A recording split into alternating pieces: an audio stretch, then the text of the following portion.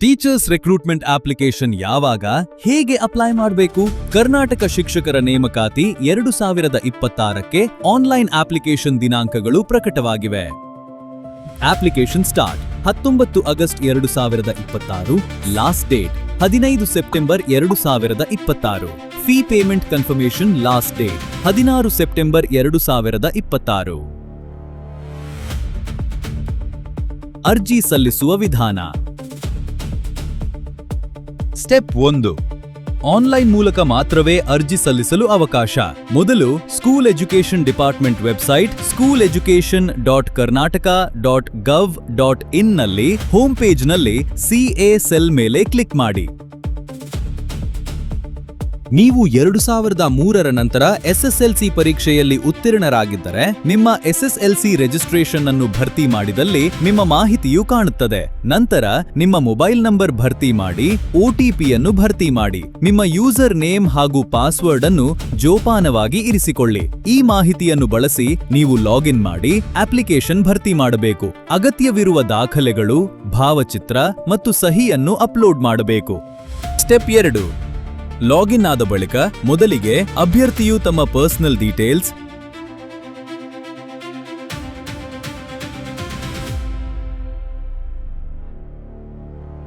Reservation, education,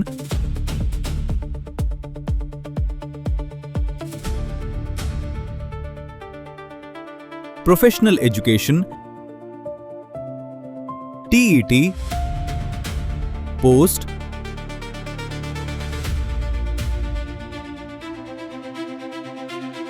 photo ಮತ್ತು sign, declaration ಇವೆಲ್ಲವನ್ನೂ ಸರಿಯಾಗಿ ಭರ್ತಿ ಮಾಡಬೇಕು.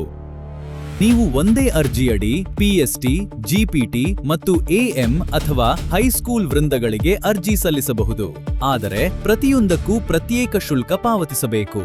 ಅಭ್ಯರ್ಥಿಗಳು ಒಂದು ನಿರ್ದಿಷ್ಟ ವೃಂದಕ್ಕೆ ಕೇವಲ ಒಂದು ಜಿಲ್ಲೆಯನ್ನು ಮಾತ್ರ ಆಯ್ಕೆ ಮಾಡಬಹುದು. ಒಟ್ಟು 15,000 ಹುದ್ದೆಗಳಲ್ಲಿ ಕಲ್ಯಾಣ ಕರ್ನಾಟಕ ಪ್ರದೇಶ ವ್ಯಾಪ್ತಿಗೆ 6,967 ಹುದ್ದೆಗಳಿದೆಗಳು ಹಾಗೂ ಕಲ್ಯಾಣ ಕರ್ನಾಟಕೇತರ ಪ್ರದೇಶ ವ್ಯಾಪ್ತಿಗೆ 8,033 ಹುದ್ದೆಗಳನ್ನು ಹಂಚಿಕೆ ಮಾಡಲಾಗಿದೆ. ಇದರಲ್ಲಿ ಕಲ್ಯಾಣ ಕರ್ನಾಟಕ ಜಿಲ್ಲೆಗಳಲ್ಲಿ ಕಲ್ಯಾಣ ಕರ್ನಾಟಕದ 7 ಜಿಲ್ಲೆಗಳ 371 ಜೆ ಮೀಸಲಾತಿ ಪ್ರಮಾಣ ಪತ್ರ ಹೊಂದಿರುವ ಅಭ್ಯರ್ಥಿಗಳಿಗೆ 80% ಹಾಗೂ ಬೆಂಗಳೂರು ಕೇಂದ್ರ ಮತ್ತು ಬೆಂಗಳೂರು ಉತ್ತರ ಜಿಲ್ಲೆಗಳಲ್ಲಿ ಕಲ್ಯಾಣ ಕರ್ನಾಟಕದ 371 ಜೆ ಮೀಸಲಾತಿ ಹೊಂದಿರುವ ಅಭ್ಯರ್ಥಿಗಳಿಗೆ 8% ಹುದ್ದೆಗಳಿವೆ ಮತ್ತು ಅಖಿಲ ಕರ್ನಾಟಕ ಅಭ್ಯರ್ಥಿಗಳಿಗೆ 20% ಮತ್ತು 92% ಹುದ್ದೆಗಳನ್ನು ಕ್ರಮವಾಗಿ ಮೀಸಲಿಡಲಾಗಿದೆ. ಈಗ ಒಟ್ಟು ಹುದ್ದೆಗಳ ವರ್ಗೀಕರಣ ನೋಡೋಣ. 6ರಿಂದ 8ನೇ ತರಗತಿಯ ಪದವೀಧರ ಶಿಕ್ಷಕರಾದ GPT 8,500 ಹುದ್ದೆಗಳು. ಪ್ರೌಢಶಾಲಾ ಶಿಕ್ಷಕರಾದ ಅಸಿಸ್ಟೆಂಟ್ ಮಾಸ್ಟರ್ ಅಥವಾ AM 4,500 ಹುದ್ದೆಗಳು. ಪ್ರಾಥಮಿಕ ಶಾಲಾ ಶಿಕ್ಷಕರಾದ PST 900 ಹುದ್ದೆಗಳು. ದೈಹಿಕ ಶಿಕ್ಷಣ ಶಿಕ್ಷಕರಾದ PET 600 ಹುದ್ದೆಗಳು ಮತ್ತು ಕಂಪ್ಯೂಟರ್ ಶಿಕ್ಷಕರಾದ CST 500 ಹುದ್ದೆಗಳು. ವಿಭಾಗವಾರು ಹಂಚಿಕೆಯ ವಿವರಗಳನ್ನು ಈಗ ನೀವು ಸ್ಕ್ರೀನ್ ಮೇಲೆ ಕಾಣಬಹುದು. ಎಲ್ಲಾ 35 ಶೈಕ್ಷಣಿಕ ಜಿಲ್ಲೆಗಳ ಹುದ್ದೆಗಳ ಹಂಚಿಕೆಯ ಕೋಷ್ಟಕವು ಸ್ಕ್ರೀನ್ ಮೇಲಿದೆ. ನಿಮ್ಮ ಜಿಲ್ಲೆಯ ನಿಖರ ಮಾಹಿತಿಗಾಗಿ ದಯವಿಟ್ಟು ವಿಡಿಯೋವನ್ನು ಇಲ್ಲಿಯೇ ಪಾಸ್ ಮಾಡಿ ಪಟ್ಟಿಯನ್ನು ಪರಿಶೀಲಿಸಿ. ಶಿಕ್ಷಕರ ನೇಮಕಾತಿ ಅಧಿಸೂಚನೆಯ ಪ್ರಕಾರ ಅಭ್ಯರ್ಥಿಗಳು ಎಕ್ಸಾಮ್ 1 ಮತ್ತು ಎಕ್ಸಾಮ್ 2ಕ್ಕೆ ಅರ್ಜಿ ಸಲ್ಲಿಸುವ ಕುರಿತು ಕೆಳಗಿನ ನಿಯಮಗಳನ್ನು ಗಮನಿಸಬೇಕು. ಎಕ್ಸಾಮ್ 1 ಸಾಮಾನ್ಯ ಅರ್ಜಿ. ಎಕ್ಸಾಮ್ 1ಕ್ಕೆ ಕರ್ನಾಟಕದ ಎಲ್ಲಾ 35 ಜಿಲ್ಲೆಗಳ ಅಭ್ಯರ್ಥಿಗಳು ಅರ್ಜಿ ಸಲ್ಲಿಸಬಹುದು. ಅಂದರೆ ಯಾವುದೇ ಜಿಲ್ಲೆಯ ಅಭ್ಯರ್ಥಿಯಾಗಿದ್ದರೂ ಎಕ್ಸಾಮ್ 1ಕ್ಕೆ ಅರ್ಜಿ ಸಲ್ಲಿಸಲು ಅವಕಾಶವಿರುತ್ತದೆ. ಕಲ್ಯಾಣ ಕರ್ನಾಟಕ 20% ಹುದ್ದೆಗಳು. ಬೆಂಗಳೂರು ಸೆಂಟ್ರಲ್ ಮತ್ತು ಬೆಂಗಳೂರು ಉತ್ತರ 92% ಹುದ್ದೆಗಳು. ಇತರೆ ಪ್ರದೇಶಗಳು 100% ಹುದ್ದೆಗಳು. ಮೇಲಿನ ಶೇಕಡಾವಾರು ವಿವರಗಳನ್ನು ಅಧಿಸೂಚನೆಯಲ್ಲಿ ನೀಡಿರುವ ಅರ್ಹತಾ ನಿಯಮಗಳಂತೆ ಪರಿಗಣಿಸಬೇಕು. ಎಕ್ಸಾಮ್ 2 ಕಲ್ಯಾಣ ಕರ್ನಾಟಕ ಅಭ್ಯರ್ಥಿಗಳಿಗೆ ಮಾತ್ರ. ಎಕ್ಸಾಮ್ 2ಕ್ಕೆ ಅರ್ಜಿ ಸಲ್ಲಿಸಲು ಅವಕಾಶವಿರುತ್ತದೆ. ಎಲ್ಲಾ ಜಿಲ್ಲೆಗಳ ಅಭ್ಯರ್ಥಿಗಳು ಅರ್ಜಿ ಸಲ್ಲಿಸಲು ಅವಕಾಶ ಇರುವುದಿಲ್ಲ. ಎಕ್ಸಾಮ್ 2ಕ್ಕೆ ಕೇವಲ ಕಲ್ಯಾಣ ಕರ್ನಾಟಕದ 7 ಜಿಲ್ಲೆಗಳು ಮತ್ತು ಬೆಂಗಳೂರು ಸೆಂಟ್ರಲ್ ಮತ್ತು ಬೆಂಗಳೂರು ಉತ್ತರ ಜಿಲ್ಲೆಗಳ ಅಭ್ಯರ್ಥಿಗಳು ಮಾತ್ರ ಅರ್ಜಿ ಸಲ್ಲಿಸಬಹುದು. ಅದರಲ್ಲೂ ಅಭ್ಯರ್ಥಿಯ ಬಳಿ 371 ಜೆ ಸರ್ಟಿಫಿಕೇಟ್ ಕಡ್ಡಾಯವಾಗಿ ಇರಬೇಕು.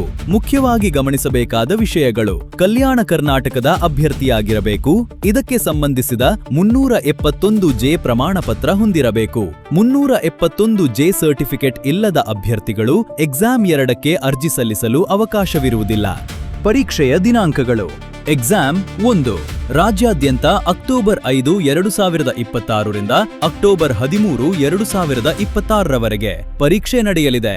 ಎಕ್ಸಾಮ್ 2 ಅಕ್ಟೋಬರ್ 14, 2026 ರಿಂದ ಅಕ್ಟೋಬರ್ 22, 2026 ರವರೆಗೆ ನಡೆಯಲಿದೆ. ಎಕ್ಸಾಮ್ 2 ಪರೀಕ್ಷೆ ಕಲ್ಯಾಣ ಕರ್ನಾಟಕದ 7 ಜಿಲ್ಲೆಗಳಲ್ಲಿ ಮತ್ತು ಬೆಂಗಳೂರು ಸೆಂಟ್ರಲ್ ಮತ್ತು ಬೆಂಗಳೂರು ಉತ್ತರ ಜಿಲ್ಲೆಗಳಲ್ಲಿ ನಡೆಯಲಿದೆ. ಸಂಕ್ಷಿಪ್ತವಾಗಿ: ಎಕ್ಸಾಮ್ 1 ಕರ್ನಾಟಕದ ಎಲ್ಲಾ 35 ಜಿಲ್ಲೆಗಳ ಅಭ್ಯರ್ಥಿಗಳು ಅರ್ಜಿ ಸಲ್ಲಿಸಬಹುದು. ಎಕ್ಸಾಮ್ 2 ಕೇವಲ ಕಲ್ಯಾಣ ಕರ್ನಾಟಕದ 7 ಜಿಲ್ಲೆಗಳು ಮತ್ತು ಬೆಂಗಳೂರು ಸೆಂಟ್ರಲ್ ಮತ್ತು ಬೆಂಗಳೂರು ಉತ್ತರ ಜಿಲ್ಲೆಗಳ 371 ಜೆ ಸರ್ಟಿಫಿಕೇಟ್ ಹೊಂದಿರುವ ಅಭ್ಯರ್ಥಿಗಳು ಮಾತ್ರ ಅರ್ಜಿ ಸಲ್ಲಿಸಬಹುದು. ಆದ್ದರಿಂದ ಅಭ್ಯರ್ಥಿಗಳು ಅರ್ಜಿ ಸಲ್ಲಿಸುವ ಮೊದಲು ತಮ್ಮ ಜಿಲ್ಲೆ, 371 ಜೆ ಅರ್ಹತೆ ಮತ್ತು ಸಂಬಂಧಿತ ದಾಖಲೆಗಳನ್ನು ಪರಿಶೀಲಿಸಿಕೊಳ್ಳುವುದು ಅತ್ಯಂತ ಮುಖ್ಯ. ಒಂದೇ ವೃಂದದ ಒಂದೊಂದು ಹುದ್ದೆಗೆ ಒಂದು ಜಿಲ್ಲೆ ಮಾತ್ರ ಆಯ್ಕೆ ಮಾಡಬಹುದು. ಆದರೆ ಅರ್ಹತೆ ಇದ್ದರೆ ಬೇರೆ ಬೇರೆ ವೃಂದಗಳಿಗೆ ಅರ್ಜಿ ಸಲ್ಲಿಸಲು ಅವಕಾಶವಿದೆ. ನೀವು ಒಂದಕ್ಕಿಂತ ಹೆಚ್ಚು ಪೋಸ್ಟ್ಗಳಿಗೆ ಅಪ್ಲೈ ಮಾಡಿದ್ದಲ್ಲಿ ನಿಮ್ಮ ಪ್ರಯಾರಿಟಿ ಪೋಸ್ಟ್ ಪ್ರೆಫರೆನ್ಸ್ ಯಾವುದು ಎಂಬುದನ್ನು ಕಡ್ಡಾಯವಾಗಿ ಆಯ್ಕೆ ಮಾಡಬೇಕು. ನಂತರ ಎಕ್ಸಾಮ್ ಪ್ಲೇಸ್ ಪ್ರೆಫರೆನ್ಸ್ ಟ್ಯಾಬ್ನಲ್ಲಿ ಅಭ್ಯರ್ಥಿ ಯಾವ ಜಿಲ್ಲೆಯಲ್ಲಿ ಪರೀಕ್ಷೆ ಬರೆಯಲು ಬಯಸುತ್ತಾರೆ ಎಂಬ ಆದ್ಯತೆ ನಮೂದಿಸಬೇಕು. ಆದರೆ ನೀವು ಆಯ್ಕೆ ಮಾಡಿದ ಜಿಲ್ಲೆನೇ ಎಕ್ಸಾಮ್ ಸೆಂಟರ್ ಆಗುತ್ತದೆ ಎಂದು ಖಚಿತವಿಲ್ಲ. ಎಕ್ಸಾಮ್ ಸೆಂಟರ್ ಅಲಾಟ್ಮೆಂಟ್ ಅಭ್ಯರ್ಥಿಗಳ ಸಂಖ್ಯೆ ಮತ್ತು ಲಭ್ಯವಿರುವ ಪರೀಕ್ಷಾ ಕೇಂದ್ರಗಳ ಆಧಾರದ ಮೇಲೆ ಮಾಡಲಾಗುತ್ತದೆ. ವಿಶೇಷ ಚೇತನ ಅಭ್ಯರ್ಥಿಗಳು ಮತ್ತು ಮಹಿಳಾ ಅಭ್ಯರ್ಥಿಗಳಿಗೆ ಪರೀಕ್ಷಾ ಕೇಂದ್ರ ಹಂಚಿಕೆಯಲ್ಲಿ ಆದ್ಯತೆ ನೀಡಲಾಗುತ್ತದೆ. ಈಗ ಅರ್ಜಿ ಶುಲ್ಕದ ವಿವರಗಳು. ಒಂದು ಹುದ್ದೆಗೆ ಸಾಮಾನ್ಯ ಮತ್ತು ಹಿಂದುಳಿದ ವರ್ಗಗಳಿಗೆ 750 ರೂಪಾಯಿ. ಎಸ್ಸಿ, ಎಸ್ಟಿ ಕ್ಯಾಟಗರಿ 1, ಮಾಜಿ ಸೈನಿಕರು ಮತ್ತು ವಿಕಲಚೇತನ ಅಭ್ಯರ್ಥಿಗಳಿಗೆ 500 ರೂಪಾಯಿ. 2 ಹುದ್ದೆಗಳಿಗೆ ಕ್ರಮವಾಗಿ 1125 ರೂಪಾಯಿ ಮತ್ತು 750 ರೂಪಾಯಿ. ಇದಕ್ಕಿಂತ ಹೆಚ್ಚುವರಿ ಸಲ್ಲಿಸುವ ಪ್ರತಿ ಹುದ್ದೆಗೆ ಕ್ರಮವಾಗಿ 375 ರೂಪಾಯಿ ಹಾಗೂ 250 ರೂಪಾಯಿ ಶುಲ್ಕ ಇರುತ್ತದೆ. ಈಗ ಅರ್ಹತೆಗಳ ಬಗ್ಗೆ ಗಮನಿಸಿ. ವಿಜ್ಞಾನ ವಿಷಯಗಳಲ್ಲಿ ಪದವಿ ಜೊತೆಗೆ ಡಿಇಎಲ್ಇಡಿ, ಡಿಇಡಿ ಅಥವಾ ಬಿಇಡಿ ಹೊಂದಿರಬೇಕು. ಜೊತೆಗೆ ಡಿಇಎಲ್ಇಡಿ ಅಥವಾ ಡಿಇಡಿಇಡಿ ಹೊಂದಿರಬೇಕು. ಜೊತೆಗೆ ಕೆಎಆರ್ಟಿಇಟಿ ಅಥವಾ ಸಿಟಿಇಟಿ ಪತ್ರಿಕೆ 2ರಲ್ಲಿ ಅರ್ಹತೆ ಪಡೆದಿರುವುದು ಕಡ್ಡಾಯ.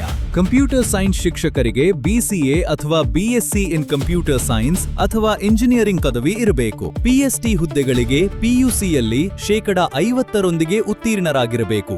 ಜೊತೆಗೆ ಡಿಎಲ್ಎಡ್ ಅಥವಾ ಡಿಎಡ್ ಹೊಂದಿರಬೇಕು ಹಾಗೂ ಕೆಆರ್ ಟೆಟ್ ಅಥವಾ ಸಿಟೆಟ್ ಪತ್ರಿಕೆ 1ರಲ್ಲಿ ಅರ್ಹತೆ ಪಡೆದಿರುವುದು ಕಡ್ಡಾಯ. ಪಿಇಟಿ ಶಿಕ್ಷಕರು ಪಿಯುಸಿ ಆಗಿದ್ದಲ್ಲಿ ಡಿಪಿಎಡ್ ಹೊಂದಿರಬೇಕು. ಪದವಿ ಆಗಿದ್ದಲ್ಲಿ ಬಿಪಿಎಡ್ ಹೊಂದಿರಬೇಕು. ಇಲ್ಲಿ ಒಂದು ವಿಶೇಷ ಅವಕಾಶವಿದೆ. ಕಂಪ್ಯೂಟರ್ ಶಿಕ್ಷಕರ ಹುದ್ದೆಗೆ ಸದ್ಯಕ್ಕೆ ಬಿಎಡ್ ಮತ್ತು ಟಿಇಟಿಯಿಂದ ವಿನಾಯಿತಿ ನೀಡಲಾಗಿದೆ. ಆದರೆ ನೇಮಕಾತಿಯಾದ 5 ವರ್ಷದೊಳಗೆ ಅವುಗಳನ್ನು ಪೂರೈಸಬೇಕು. ಅಗತ್ಯ ಶುಲ್ಕ ಪಾವತಿಸಬೇಕು.